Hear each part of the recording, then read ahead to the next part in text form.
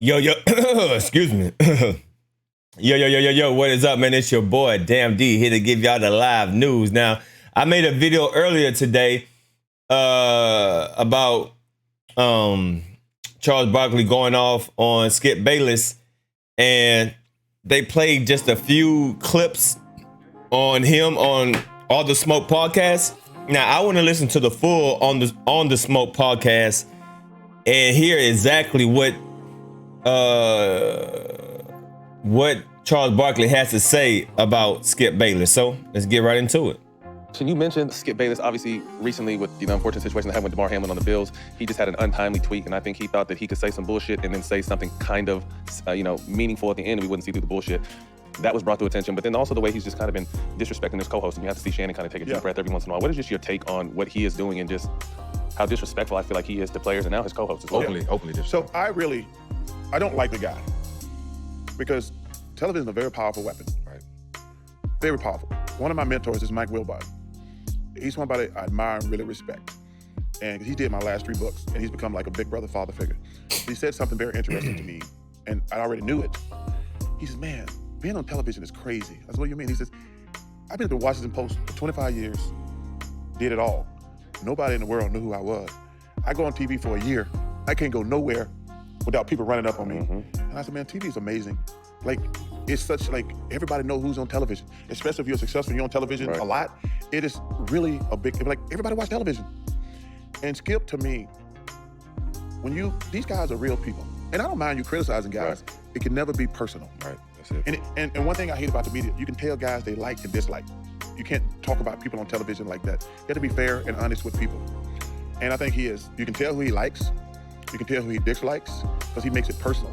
Like, you can't say bad stuff about LeBron James. But everything out your mouth can't be bad. Yes. You know what I'm saying? It's impossible. Yeah, it's impossible. It's impossible. And I've said this before, I think LeBron James is the greatest sports story of all time. You know, you look at Kobe, Kevin, Garnett, Tracy McGrady. I think those probably 3 of the greatest straight to high school players to Dwight. throw. Yeah, that's probably Dwight, yeah. He's great. But they all struggled in the beginning. Even in his prime since day one. Day one. That's why I said, for him to come into the NBA at 18 years old,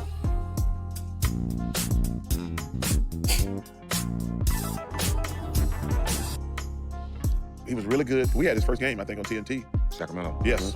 He played really good. But in this generation with social media, he's never gotten in trouble. He's lived up to all the hype. Brought his boys along. Yes. I think it's probably the greatest story in sports history. I agree. Like, I'm like, the number one, be as good from 18 and never really get in trouble. Yeah. In this society where people are out to get you. Phones everywhere. Everywhere. I think it's probably the greatest sports story of all time. I mean, it's just amazing. What he's accomplished, what he did, he never gotten in trouble. Yep. But Skip's disrespect toward him, I do not like it. The way he's treating Shannon, clearly, hey, Tom Brady is the GOAT. We get that. We get it. You don't have to, like... Shit on your man. That's your man, though, right? You don't have to shit on Shannon like that. But first of all, this dude in the Hall of Fame, he won 3 Super Bowls. He was nice. He ain't chopped liver. Right. He ain't chopped liver. But he's been rewarded so much. For doing that. Yeah. The way he has made his money and made his living, I have a problem with it. Because, man, if you make it to the pros, you're a hell of a player. Period. I tell people, hey, is everybody LeBron or KD? No. But that number 12 guy on the NBA team, his journey is amazing. Yeah, his story's amazing. If you get to be one of the best 400 basketball players in the world. And less than 5,000 to ever even play in the game. Yes. And, man, I love these guys. That little stupid ball is giving me every single thing in my life. I ain't never had no real job. And don't want one. Don't want one. Don't want one. Hey, I admire these dudes who go, men and women who work 9 to 5, and they're doing it for $27,000 a year. With a smile on their face. And I'm like, damn. I admire you, but I don't want that shit. I want to dribble that little stupid ass ball up and down the court. I want to stay in the 4 seasons in the Ritz Carlton. I want to travel the country. I tell these guys, man, we're the luckiest dudes in the world. By far. Whenever I get ready to kill over, I just want to be able to say, thank you, big fella. I can't believe this. Yeah, I like, man, because that little stupid ass ball, I don't see in the world. I remember one time I was sitting at the White House with President Obama. Because my hometown only got a couple thousand people. I'm from Leeds, Alabama. Shout out to Leeds. A couple thousand people. And growing up in the projects, I'm thinking like, I ain't even thinking about sports. I only started playing basketball because I wanted to go to college for free. Never thought I was gonna make it to the NBA. And I was like, sometimes when I go home and visit, I'm like, man, I grew up in that project right over there. And I'm like, because of that little stupid ass ball, I'm like, I can't believe 60 years later. And I was just sitting there looking at him, I'm like, wow, this is crazy. A little kid from Leeds, Alabama is in the White House. And I got one of my most prized possessions. is, I was laughing. He said, Chuck, you ever been in the Oval Office? I said, oh yeah, we go there all the time. I said, Mr. President, hell no, I ain't never been to the Oval Office. And there's a picture. He says, let me show you the Oval Office. And he always with a photographer. And I didn't notice the photographer, to be honest with you. A month later, it's a picture. Got it on my wall, cherish it. It's me and him standing in the Oval Office.